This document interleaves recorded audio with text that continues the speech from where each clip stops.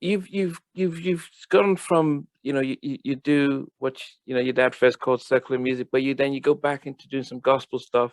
You did Revolution with Kurt Franklin, then you start going. How has that been for you to be able to? I was John Marie too. Revolution. John Marie. Okay. John Marie mixed that. That was before Michael. John Marie mixed that. He mixed Say My Name, Destiny Child. That was before Michael. Yeah, I was working with John Marie before that. Okay. Yeah. But as I said, just with going back and forth from gospel to was that something that you felt that you needed to at least do some gospel tracks as well, or how was it? I didn't feel like I feel like now I do, but I don't feel like I don't feel like I needed to. It was just more so I would get those calls. Like I would, there was people who knew me, they knew my background in the industry, and Jimmy Iovine, was like, yo, we should get, Vicky Mack and Jimmy Iovine, we should get Rodney to work with Kurt Franklin. It was an idea. And we just, and then I found myself working with him, or working with Phase 2, or working with Mary, or working with Kiera Clark Sheard. Throughout times, I found myself even calling certain gospel artists, be like, yo, I want to work with you. Well, I don't have the budget. I'm like, I'll do it for free then. Wow. Yeah. So it's just, it's the love of it, I guess. Yeah. The love for it. I didn't realize you produced Don't Want to Be a Player. I mean, I don't think many people would know, because I think when we think of your sounds, I guess your sounds aren't. So I know Teddy's track when I hear it, and it doesn't matter if I'm half asleep. If I hear, I'll know that's Teddy. I'll know a Babyface song if I hear it. Doesn't matter. And sometimes Jimmy and Terry, but yours doesn't have. In some, I mean, you got the artist to say Darkchild, so we're like, oh, it's Rodney, but you mixed around. So for you to have done one of Joe's sort of big tracks, it just seemed like it went under the radar. I don't know. Did you get the credit for producing that people? Because as I said, yeah, I mean, listen, it went. I think it was one of my first R&B charting singles. Right after the Things You Do, it was one of my first charting R&B singles. I personally never wanted to be the producer that was considered a producer because of a sound, because I felt like if you have just a sound, and to me, your time as a producer is somewhat limited, in my opinion, right? Because if you stuck in a certain era, then you'll just be looked at for that era.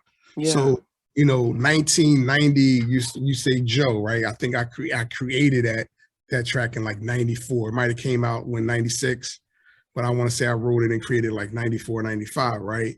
So let's just say Joe comes out 96. 96, yeah. Right? But I'm working with, let's say, Sam Smith in 2015. You're talking about almost 20 years later. You know what I mean? Two different worlds. Like imagine Sam doing a Joe sound. That's just not going to go. Yeah. You know what I mean? So, or Deja Vu for Beyonce in 2006 sounding like 1996 Don't Want to Be a Player. Those are two different worlds. Yeah.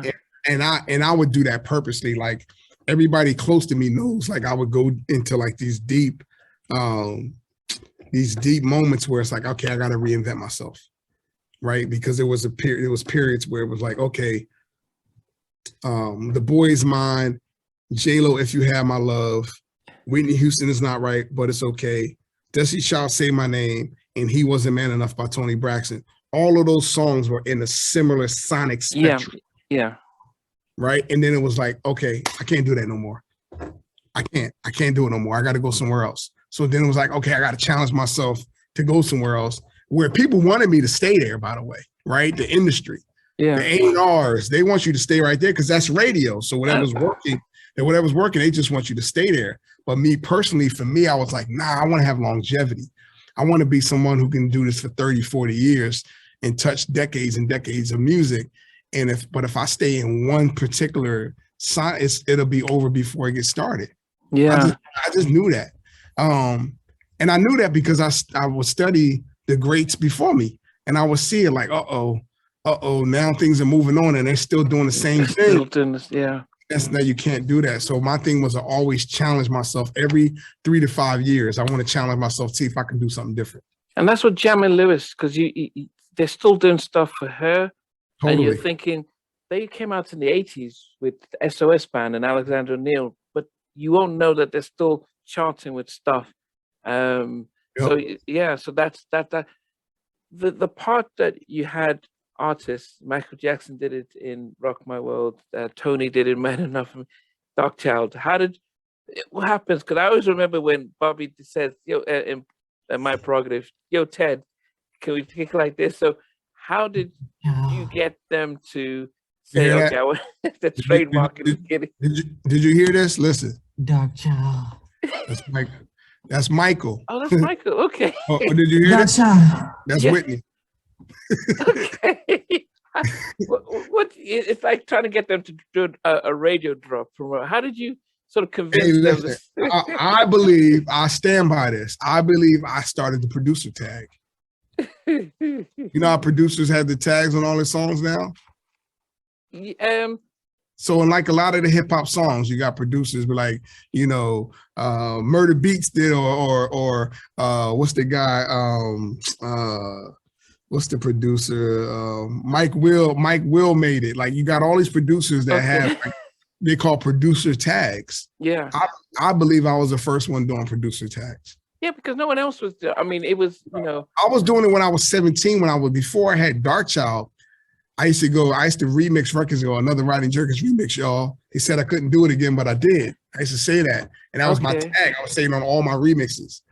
So I felt like I was the first one that did the producer tag. But how did you get the artists to, I mean, did you know?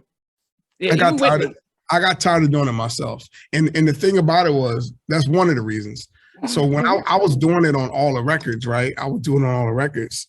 And then the artists would actually artists when they would meet me, they'd be like, Darkchild, hey, Darkchild, right? So I'd be like, oh, you sound good. You should do it. So even when I worked with her, like when I worked with her in her last album, she did. I didn't have to tell her to do it. She walked in the booth. She's like, Darkchild. They just do it now. Every artist that I work with, even to this day, I don't even have to. Before it starts, they just say it and you just record it? They just go in the booth and they just do it. They just do it. Okay. And it's almost like they just want to do it because they've heard so many of their artists. Yeah. So I'm just, all right, cool. I'm like, cool, let's go. Let's do it. Where did the nickname come from? It came from, it was more my production company name at the time. We were trying to find a cool name to create. And I was playing a lot of like dark minor chords at that time and built the name around that sound. And me being so youthful, so young, the child came from that. And it just stuck. Okay, so it wasn't the fact that you left the gospel scene, do secular music. He's the Darkchild family. Oh, please don't say that, man. I just, no. I hope that's not.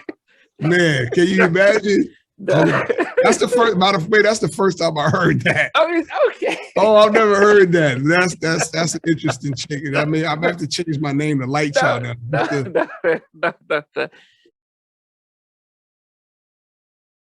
Thanks for watching. Please remember to subscribe and turn on the notification button, but also check out our membership offers where you can actually watch all these videos as soon as they're released, especially without any of those YouTube ads. But thanks again for watching and being part of the Halftime Chat community.